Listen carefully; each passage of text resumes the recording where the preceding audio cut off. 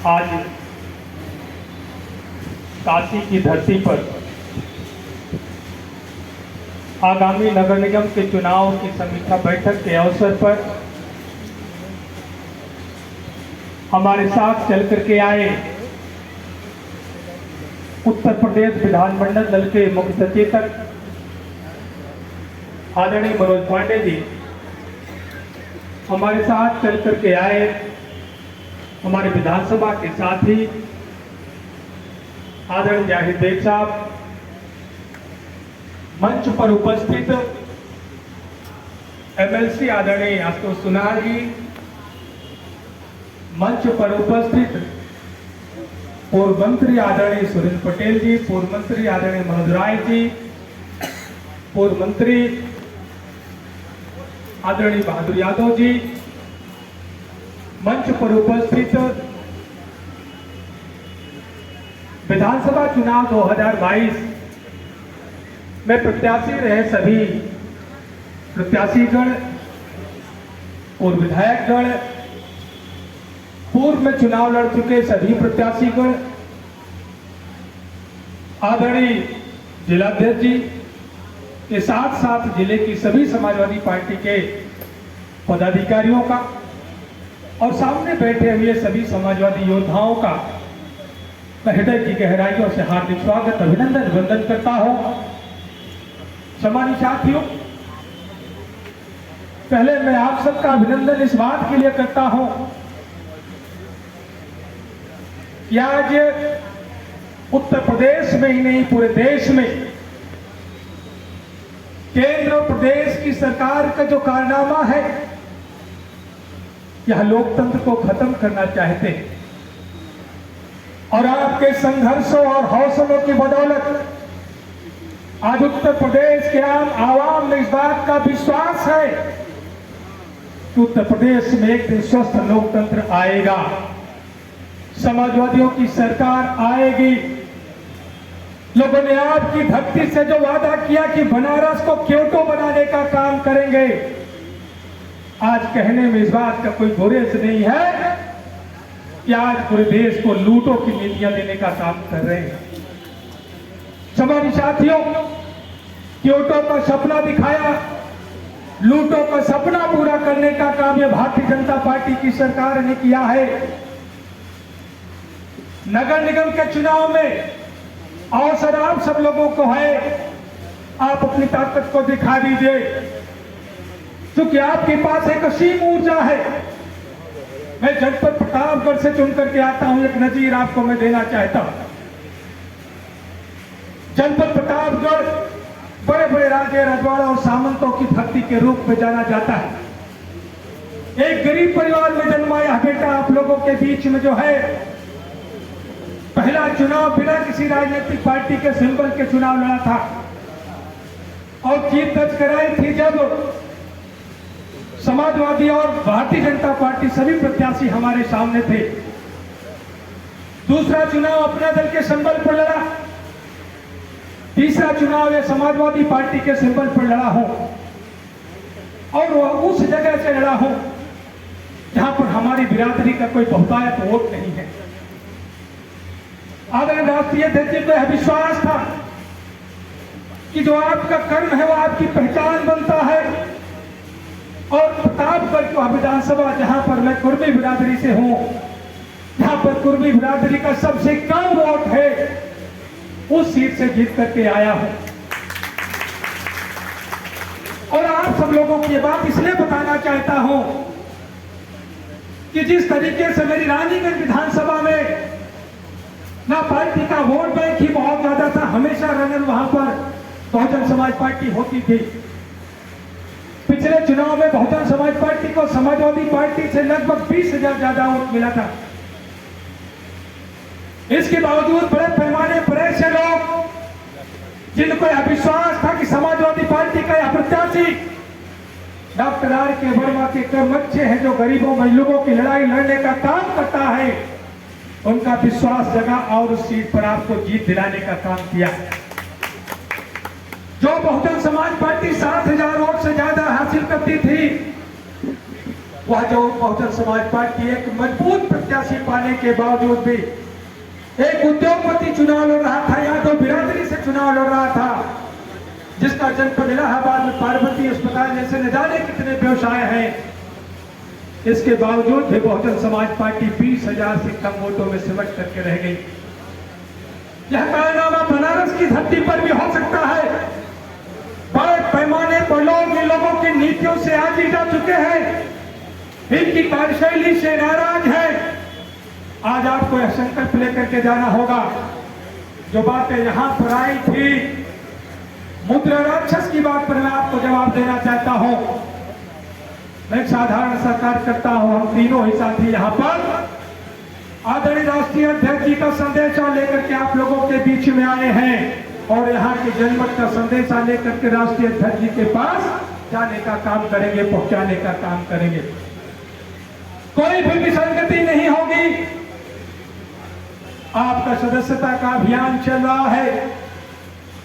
सदस्यता अभियान में आप संकल्प ले लीजिए। जितने भी हमारे विधानसभा के पूर्व प्रत्याशी कर रहे हैं, संगठन के पदाधिकारी कर रहे हैं, आप हर एक बस्ती पर चौपाल लगाने का कार्य करिए। समाजवादी पार्टी की रीतियों नीतियों को बताने का काम करिए और भारतीय जनता पार्टी के कुकृत्यों को बताने का कार्य करिए। Samajwadi Party decentralisation of money and power पर विश्वास करती है और देश के लिए, किसी भी राष्ट्र के लिए जो सबसे बड़ा खतरा है, भारतीय जनता पार्टी उसी पर काम करती है। क्या? Centralisation of money and power. अभी कल तक आप सब लोगों को जानकारी हो गई होगी कि आपके देश के उद्योगपति पूरी दुनिया में तीसरे नंबर पर पहुंच गया।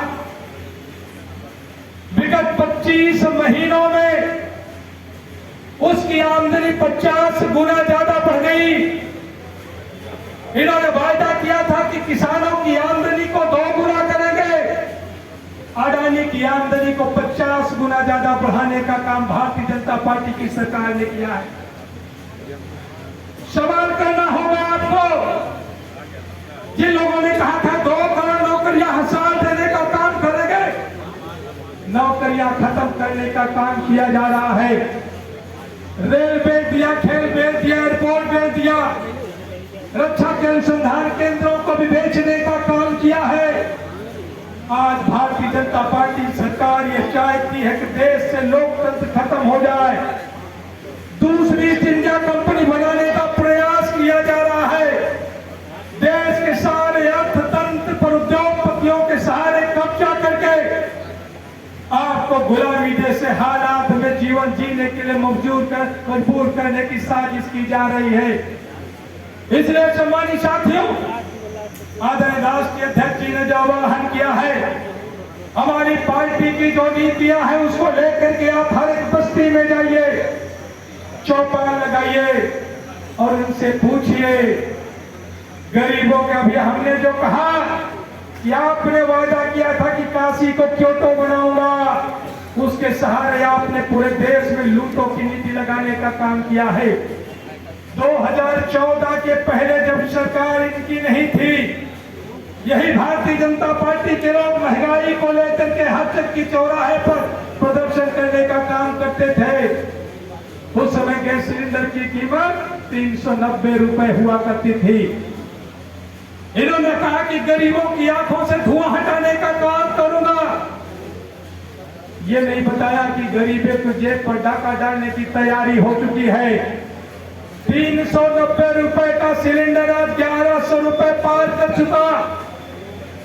3-4 गुना ज्यादा रसोई गैस की कीमत बढ़ गई। आपकी आमदनी घट गई, रोजगार खत्म हो गया, नौकरियां खत्म हो गई, अर्थतंत्र पर उनका कब्जा होता जा रहा है। आरक्षण की राह पर आगे बढ़ने वाले लोगों को पता है कि भारतीय जनता पार्टी की सरकार जब से बनी है, आरक्षण अधिनियम 1994 की धारा 1, धारा 3 और धारा 6 का किसी भी वैकेंसी में अनुपालन करने का कार्य नहीं किया गया है। एक प्रकरण आपके संज्ञान में आया होगा। 69,000 शिक्षक भर्ती के मामले में राष्ट्रीय पिछड़ा वर्ग आयोग ने एक आदेश जारी किया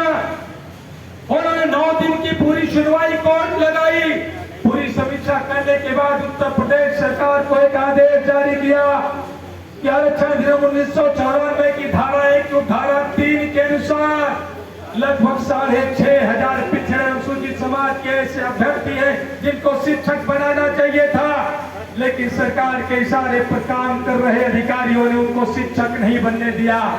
सरकार उनको शिक्षक बना करके जिम्मेदार अधिकारियों को दंडित करने का काम करे, लेकिन सरकार ने उनको दंडित करने के बजाय उनको प्रोन्नति देने का कार्य किया है। और आरक्षण नियम 1994 की धारा 1 धारा 6 के अनुसार आपको लगभग 11,500 अभ्यर्थी शिक्षक बन जाने चाहिए थे, लेकिन सरकार ने उनको अभी शिक्षक बनने नहीं दिया। जितनी भी भर्तियां अभी तक हुई है, चाहे मेडिकल कॉलेज में प्रोफेसर का मामला हो, या निचले स्तर पर भर्तियों का मामला हो, या कृषि विश्वविद्यालयों में अध्यापकों की भर्ती का मामला हो, और या तो गोरखपुर विश्वविद्यालय में वहां पर शिक्षकों की भर्ती का मामला हो, कहीं भी आरक्षण अधिनियम का पालन नहीं किया गया। आपके यहाँ तो बीएचयू में एक गेस्ट प्रोफेसर आई है, शायद आप सब लोग नाम जानते होंगे। अब व्यवसायी आपको पढ़ाने लिखाने का काम करेंगे। नीता अंबानी आपके बीएचयू के गेस्ट प्रोफेसर बनाई गई है। इससे निम्न स्तर पर क्या हो सकता है? सम्मानित साथियों, इसलिए मैं आप सब लोगों से कहना चाहता हूँ, आप सपना देखते हो कि आपका बेटा आईएएस आईपीएस की परीक्षा उत्तीर्ण करके आईएएस और आईपीएस बने, लेकिन वहां पर वो अपने लोगों को बिना किसी आईएएस और आईपीएस की परीक्षा दिलाए ही लेटरल एंट्री के माध्यम से आईएएस और आईपीएस बनाने का काम कर रहे हैं। ये भारतीय जनता पार्टी के पाप हैं। इसलिए सम्मानित साथियों, आज मैं आप सब लोगों से आह्वान करने के लिए आया हूं कि जहां से संदेशा गया था उन्हीं को संदेशा आपको देना होगा, और यह संकल्प ले लेना होगा कि भारतीय जनता पार्टी की सरकार ने जितने भी पाप किए हैं उस पाप का प्रायश्चित कराने का वक्त आ गया है। हम सब लोगों को संघर्ष की राह पर चलना होगा, लेकिन आपके हौसले में कमी नहीं होगी, क्योंकि समाजवादियों का इतिहास रहा है, बलिदानियों का इतिहास रहा है, हमें उससे प्रेरणा मिलती है। और आप सब लोगों का आह्वान के साथ कि आपके साथ कोई भी अन्याय नहीं होगा। हम सब लोग स्वयं वार्डों में जाएंगे और वहां पर भी जा करके बिना किसी के बताए, बिना किसी प्रोटोकॉल के भी जाएंगे, हर किसी प्रत्याशी के बारे में जानकारियां हासिल करने का काम करेंगे। आपकी बनारस की धरती पर हम लोगों को काम करने का अनुभव रहा है। मैं अपने दल के प्रदेश अध्यक्ष के रूप में यहाँ पर जगतपुर इंटर कॉलेज में जब मैंने कार्यक्रम करवाया था, जहाँ पर अपना दल और भारतीय जनता पार्टी के गठबंधन की घोषणा हुई थी, उस समय आप सब लोगों को याद होगा, हर गांव में मैं घूमा था, चाहे रोहनिया विधानसभा हो, पिंडरा विधानसभा हो, सेवापुरी हो, ज्यादातर गांवों में जाने का अवसर प्राप्त हुआ था। फिर मैं जाऊंगा, बिना किसी प्रोटोकॉल के जाऊंगा, बिना किसी सूचना के जाऊंगा, और निश्चित रूप से योग्यता उम्मीदवार देने का काम हम सब लोग प्रयास करेंगे।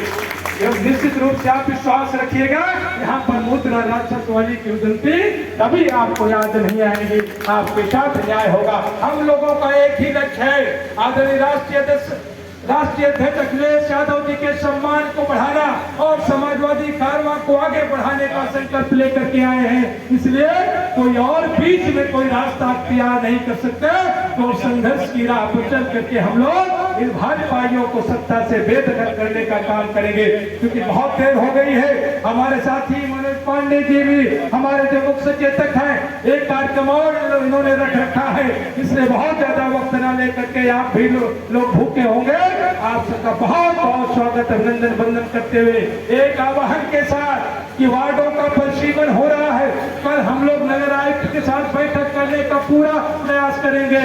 और जो ओबीसी सर्वे हो रहा है, ओबीसी रैपिड सर्वे जो हो रहा है, उसमें एक व्यवस्था बनाई गई है कि उनके कर्मचारी जाएंगे, हर घर पर उसके मुखिया का नाम और सदस्यों का नाम लिखेंगे। अगर वह ओबीसी वर्ग में आता है तो उसके घर के मकान की दीवार पर हिंदी में 5 अक्षर लिख करके आएंगे। जहां जहां भी परिसीमन का कार्य और ओबीसी रैपिड सर्वे का काम चल रहा है, आप उसको देखने का काम करिए कि उनके घरों पर 5 अक्षर लिखा गया है कि नहीं, ये सही मायने में हो रहा है कि नहीं। और जितनी भी शिकायतें आपको प्राप्त होती है कि जहां पर आप सब लोग, हमारे समाजवादी पार्टी के कार्यकर्ताओं को, समर्थकों की तादाद ज्यादा है, वोटरों की तादाद ज्यादा है, उनको विभिन्न वार्डों में तोड़ करके आपकी ताकत को कमजोर करने का भी प्रयास किया जाएगा।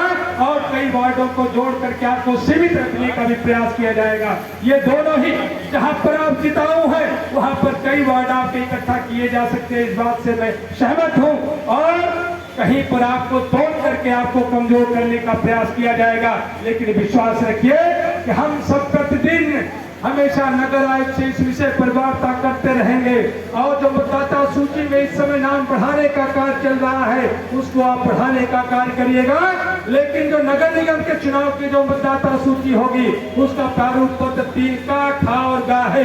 अगर आपको नाम बढ़ाना है तो प्रारूप 3 का इस्तेमाल करिएगा, नाम में संशोधन कराना है तो 3 खा का इस्तेमाल करिएगा, अगर विलोपन कराना है तो 3 का इस्तेमाल करिएगा। इसके लिए नोडल अधिकारी आपका डीएम है, आप सब लोग बात करके हम सब लोगों का नंबर ले लीजिएगा और व्हाट्सएप पर यहाँ की सूचनाएं हमेशा देने का कार्य करिएगा। क्या विश्वास रखिएगा कि हम सब लोग आए हैं तो सिर्फ और सिर्फ बनारस की धरती पर, काशी की धरती पर समाजवादी पार्टी का झंडा लहराने के लिए आए हैं। आप सबका बहुत बहुत स्वागत, अभिनंदन, बहुत बहुत शुक्रिया।